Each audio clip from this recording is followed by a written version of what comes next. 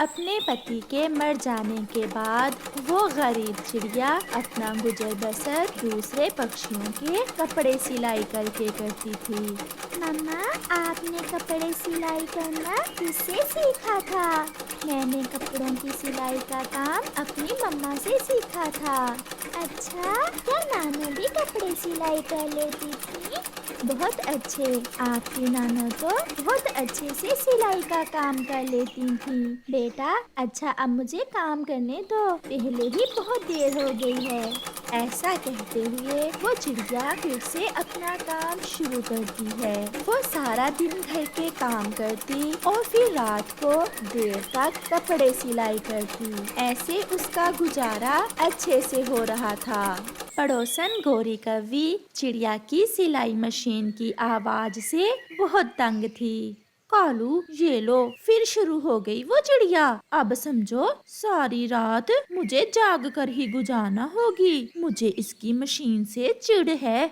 इसका कोई ना कोई उपाय निकालना ही होगा। मैं भी उस चिड़िया की मशीन की आवाज से बहुत तंग हूँ। फिर दूसरे दिन गौरी कव्वी चिड़िया के पास जाती है और उससे कहती है, चिड़िया, मैंने कुछ कपड़े सिलाई करवाने हैं, मेरी बहन के हैं। मेरे घर आकर मुझसे वो कपड़े भी ले लो और उन्हें देख भी लो कि कौन सी सिलाई लगानी है। चलो गुड़िया बेटी, आप भी मेरे साथ चलो। आप घर में बैठी बोर हो जाओगी। फिर चिड़िया अपनी बेटी को साथ लेकर गौरी के साथ उसके घर चली जाती है। कालू कौवा पेड़ के पीछे छुपा हुआ बैठा था। जैसे ही चिड़िया उसकी पत्नी के साथ जाती है, कालू कौवा पीछे से चिड़िया के घर में घुस जाता है और चिड़िया की सिलाई मशीन उठाकर भाग जाता है। ये लो कपड़े, इन्हें अच्छे से सिलाई करना, मेरी बहन खुश हो जाए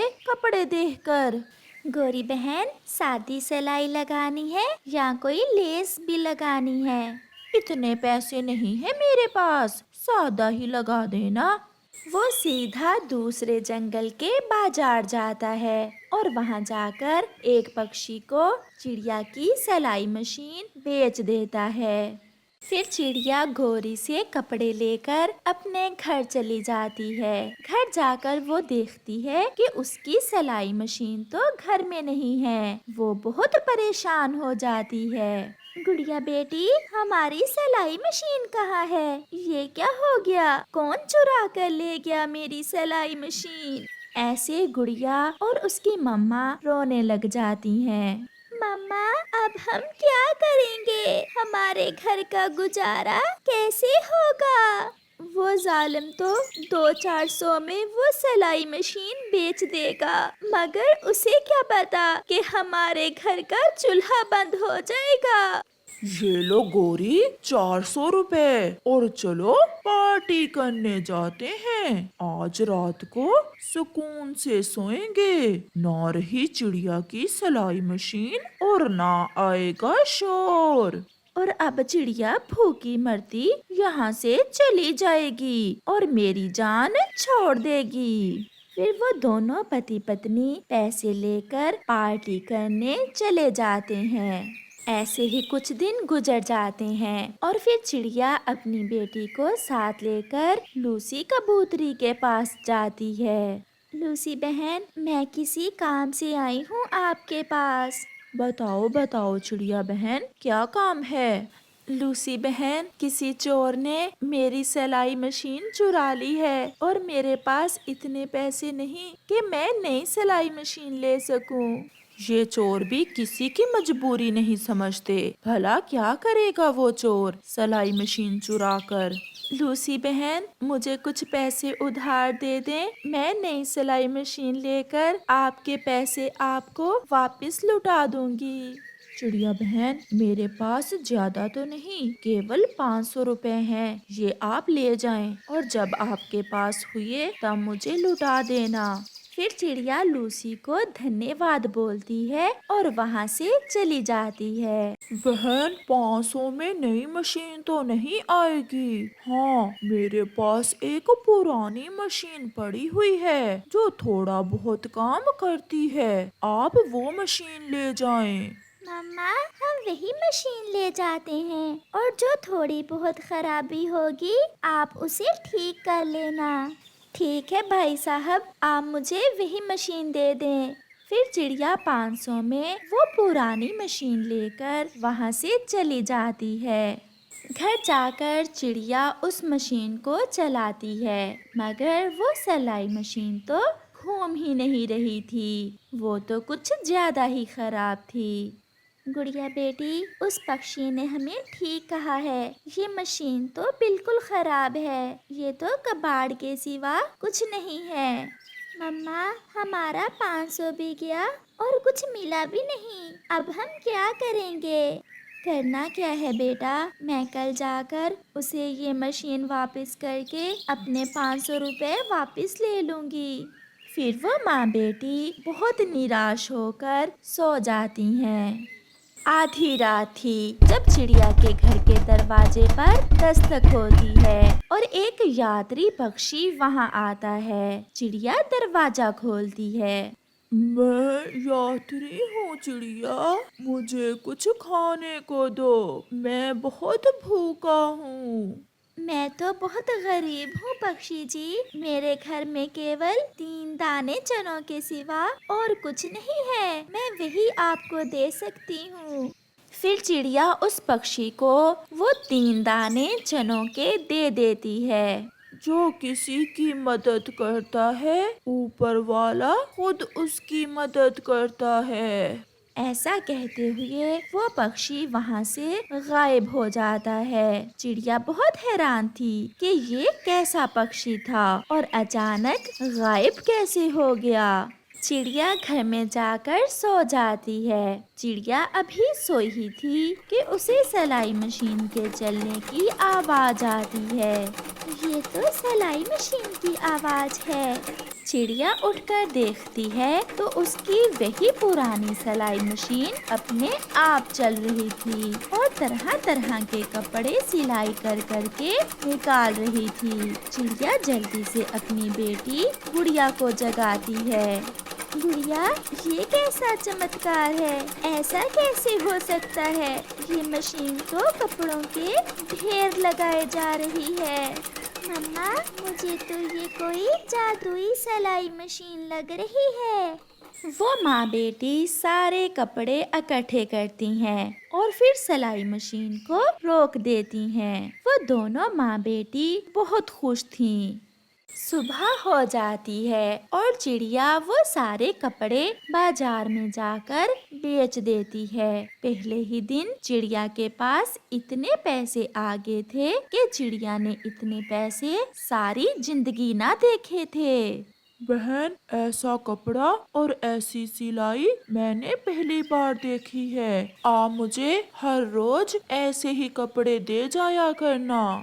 चिड़िया खुशी खुशी पैसे लेकर अपने घर आ जाती है। रात फिर से हो जाती है और मम्मा चिड़िया उस पुरानी सिलाई मशीन के पास जाकर उसे एक बार घुमाती है, जो अब बिल्कुल ठीक हो चुकी थी। जैसे ही चिड़िया सिलाई मशीन को घुमाती है तो वो मशीन फिर से चलने लगती है और कपड़े सिलाई कर करके ढेर लगाने लगती है।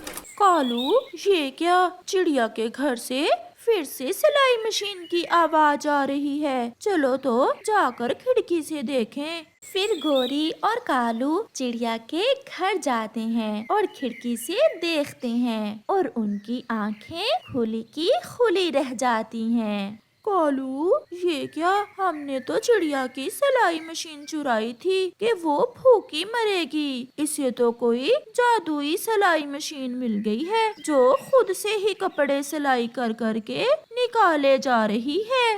गोरी, चलो घर चलें। जिसने सारी जिंदगी मेहनत और ईमानदारी से काम किया हो, उसे कोई हम जैसा भूखा नहीं मार सकता है। ऐसे गोरी और कालू वहाँ से चले जाते हैं और चिड़िया खुशी खुशी अपना जीवन गुजारती है। गोरी कव्वी अपने बेटे जग्गू कव्वे के लिए दूसरे जंगल रिश्ता देखने के लिए गई थी, क्योंकि गोरी कव्वी अपने बेटे की शादी करना चाहती थी। बहन, आपकी बेटी को कोई काम वाम भी करना आता है या नहीं? मेरी बेटी घर के सारे काम कर लेती है, जैसे भोजन की खोज को जाना, घोंसले की मरम्मत करना और घर की सफाई सुथराई सब कर सकती है मेरी बेटी। मम्मा, फिर तो मेरी पत्नी बहुत अच्छी होगी। मेरी पत्नी को तो भोजन की खोज करना भी आता है। चुप कर जाओ, जब बड़े बात कर रहे हो तो छोटे चुप रहते हैं। बहन, ना तो आपके पास दहेज है और ना ही आप हमारे जैसे अमीर पक्षी हो। बस एक बात बता देना अपनी बेटी को। बताएं बताएं क्या गोरी बहन? बस मुझे पोता चाहिए। इसे अच्छे से समझा कर भेजना कि मुझे लड़कियां अच्छी नहीं लगती, मुझे तो बस पोता ही चाहिए। अब हम कल आकर आपकी बेटी को बिहा कर ले जाएंगे। ऐसा कहते हुए गोरी कव्वी वहाँ से चली जाती है। नीलो कव्वी और उसकी माँ गोरी की बात सुनकर चुप बैठी थीं। फिर नीलो खामोशी तोड़ती है। माँ, ये कैसी सास है मेरी? बेटा कौवा या बेटी कव्वी पक्षियों के बस की बात तो नहीं होती। आप चिंता ना करें बेटी, हमारे समाज में ऐसे कई पक्षी होते हैं जो ऐसी सोच रखते हैं, जो बेटे बेटी को एक समान नहीं जानते। ऐसा भी तो हो सकता है कि ऊपर वाला तुम्हें बेटा ही दे और फिर सब ठीक हो जाएगा। माँ, ये झूठी तसल्ली देकर आप अपने मन को शांत कर रही हैं। हाँ भी गौरी, देखा ही हो अपनी होने वाली बहू को। कैसी है तुम्हारी बहू? पिताजी, मेरी पत्नी बहुत सुंदर है। उसे सारे काम भी करने आते हैं जो मम्मा को अभी तक नहीं आते। फिर गौरी अपने बेटे की तरफ घूर कर देखती है, जो चुप हो जाता है। कुछ खास नहीं है, दहेज में कुछ भी नहीं देंगे। मैंने भी बता दिया है उसकी माँ को, अगर मुझे पहला पोता देगी तो ऐश करेगी, अगर ऐसा ना हुआ तो क्या क्या मार दोगी तुम उसे?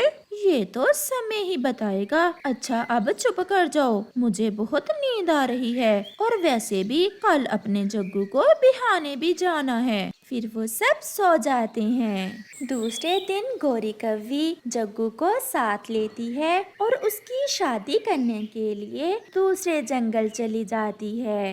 गोरी अपने बेटे की शादी करके अपनी बहू को अपने साथ ले आती है। आज पहला दिन है तुम्हारा, इसलिए आज का भोजन मैं ले आती हूँ, कल से अपना काम संभाल लेना। सासू माँ, हमारे परिवार में तो ऐसा नहीं होता। मेरे तो पापा जाते हैं भोजन लेने, क्या ससुर जी या फिर जग्गू नहीं जाते बाहर के काम करने? अगर मेरे जग्गू का नाम लिया तो जबान खींच लूंगी तुम्हारी। क्या अब मेरा जग्गू तुम्हारे लिए भोजन लेकर आएगा? मम्मा, इसमें बुरा ही क्या है अगर मैं अपनी पत्नी के लिए भोजन ले भी आया तो? लगता है तुम्हारी शादी करके मैंने गलती ही की है। पहले ही दिन जादू चल गया है तुम पर इस मनहूस का। गोरी की बहू बहुत अच्छे दिल की थी। वो अपनी सास की किसी बात का बुरा ना मानती थी। वो अपनी सास को खुश रखने की पूरी कोशिश करती। वो भोजन लेने भी जाने लगी थी।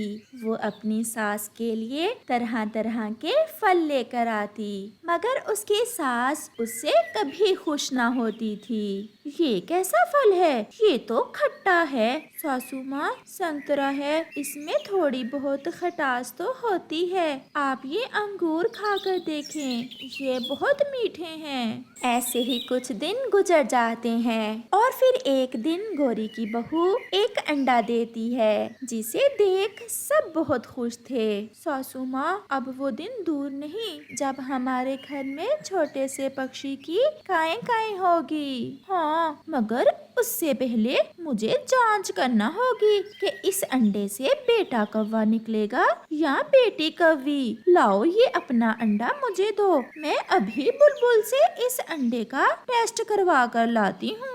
नहीं सासू माँ, मैं अपना अंडा आपको नहीं दे सकती। मुझे ना सुनना बिल्कुल भी पसंद नहीं है। जो मैं कहती हूँ वो करो। नीलो, करने दे माँ को जो कर रही। फिर गौरी कौवी अपनी बहू से अंडा लेकर बुलबुल के पास चली जाती है। पति जी, मुझे डर है कहीं सासू माँ कुछ गलत ना कर दे मेरे अंडे के साथ। माँ इतनी भी बुरी नहीं है, और ऐसा भी तो हो सकता है कि अंडे में बेटा ही हो। आप भी मेरी मम्मा की तरह झूठी तसल्ली ही दे रहे हो खुद को।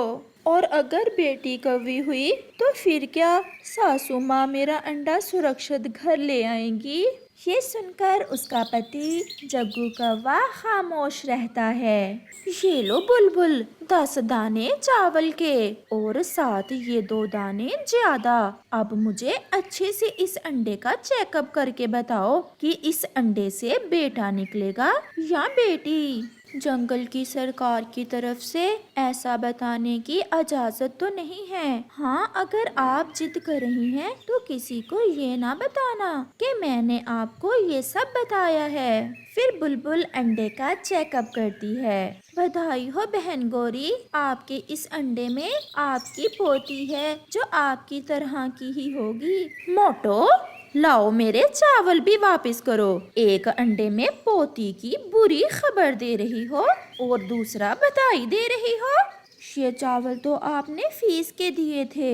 अगर पोता होता तो मैं और भी मिठाइयाँ खिलाती तुम्हें। अब कैसी फीस? फिर गौरी कौवी वो अंडा और अपने चावल लेकर वापस चली जाती है। वो रास्ते में जाकर एक पेड़ की डाल पर बैठ जाती है और कुछ सोचने लगती है। और फिर कुछ देर के बाद गौरी कौवी वो अंडा नीचे जमीन पर फेंककर तोड़ देती है। जग्गू, सासू माँ अभी तक नहीं आई, सब ठीक हो? जग्गू की पत्नी नीलो ने अभी ऐसा कहा ही था कि गौरी कौवी घर आ जाती है। सासू माँ, मेरा अंडा कहाँ है? उसकी सास खामोश रहती है। उसकी बहू फिर से कहती है, माँ कहाँ है मेरा अंडा? थोड़े धीरे बोलो, शोर ना करो। ये घर मेरा है, मुझे यहाँ शोर सुनना पसंद नहीं है। वो अंडा मैंने तोड़ दिया है। नहीं, आप बहुत जालिम हैं। आप ऐसा कैसे कर सकती हैं? आपने मेरा अंडा तोड़ दिया। माँ, कोई माँ भी ऐसा कर सकती है क्या? अपने पिता से पूछ लेना, उसने बेटा लेने के लिए मेरे 3 अंडे तोड़े थे। तो क्या आप मुझसे अपना बदला ले रही हैं? मैं अब इस घर में नहीं रहूंगी। तो फिर जाओ जाओ, भागो यहाँ से। तुम्हें यहाँ रखना कौन चाहता है? रुको रुको नीलो, आप मेरी पत्नी हो। आप अकेले नहीं बल्कि मैं भी आपके साथ ही जाऊंगा। अब इस घर में मेरे लिए भी जगह नहीं है। फिर जग्गू कौवा और उसकी पत्नी नीलो वहाँ से चले जाते हैं। गौरी अपने बेटे को रोकना तो चाहती थी, परंतु अपनी अहंकार में वो खामोश रहती है। ना चाहते हुए भी वो अपने बेटे को जाने देती है। शाम के कालू कौवा भी फिरता फिराता घर वापस आ जाता है।